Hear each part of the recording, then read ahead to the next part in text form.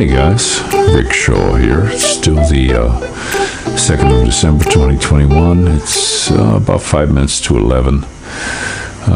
Had a pretty good day. I zipped over on the bike to Wes's place. He come over here so I could learn the way. Going to be taking him to the airport here tomorrow. He had one flight and then that one got canceled. Now there's another one. So there's a lot of stuff going on with travel in and out of this country, which is kind of a bummer. But we got back, and when I was coming through the gate, I noticed we had extra security guards, more than normal. And there was a car in front, and they were really checking them out. It seemed odd. And then when I got into the house, I asked my wife, "What's up with all that?"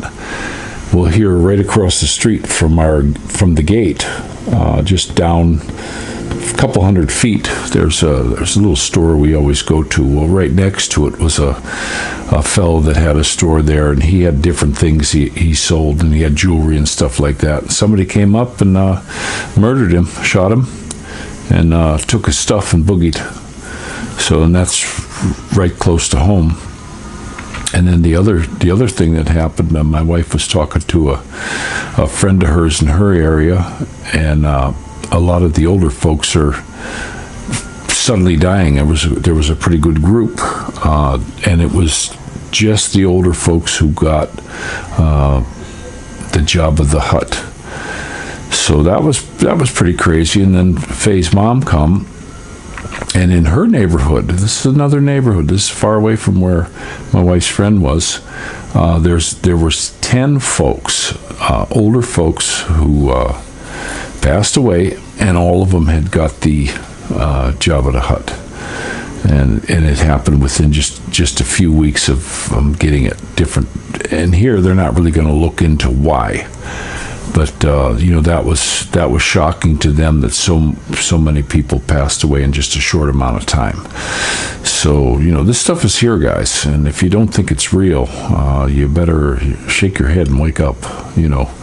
Wake up, sleepyhead, because this stuff is really happening. So that was pretty weird. But the other thing that was pretty cool. Wes is going to be heading out of town. He's going to be gone for a few months. And he had a bunch of clothes that he had bought in the past. A lot of tags on it still. Really, really nice big bag of clothes. Wes, man, I really appreciate it, buddy. That was so cool. So that was kind of good. I'm also looking to do a live here. I'm thinking Saturday. And get on there. I hope a lot of people join in. I still got to figure out the phone. We're going to see if we can contact Tropical Tim.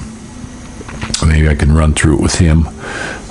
Right now I got the phone here, but the Wi-Fi doesn't work upstairs. It doesn't reach up here, I guess, because the rebar and the concrete on the floor or something like that. But you have to be downstairs to get the Wi-Fi to work. I did put the other SIM card into that notepad, and boy, that thing seems to be working really good. I did a couple things, was playing around with it. Just absolutely fantastic. Everything works real quick. My Samsung phone, I actually looked when I bought it. It's pushing 4 years old.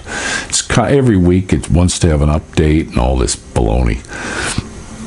And a lot of stuff don't work. When you try to swipe it, it doesn't want to swipe anything. Sometimes you'll go to type and it puts in all the wrong letters.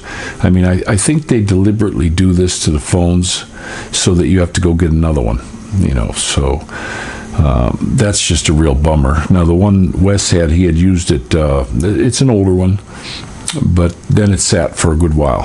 And when he gave it to me today, it had been sitting in a drawer for a good while. Still had a lot of battery charge.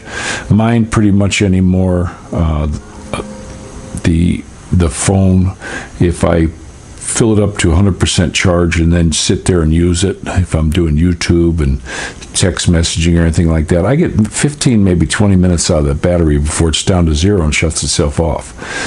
And when we checked to see how much battery was, it was pretty expensive to get a battery for it. So it's like they deliberately do this stuff to them. But the new phone, hopefully it'll work out pretty good. That's probably what I'll be doing the the live on. But hopefully a lot of guys will pipe in, and just get some conversation about what's going on. I hope a lot of you guys from Australia will pipe in, and if somebody from Canada can let us know what's going on in your area, because it's different stories. Some of the stuff I get on Telegram says this, that, and the other, and I talk to some other guys. No, it's not so bad here, but I'd like to know.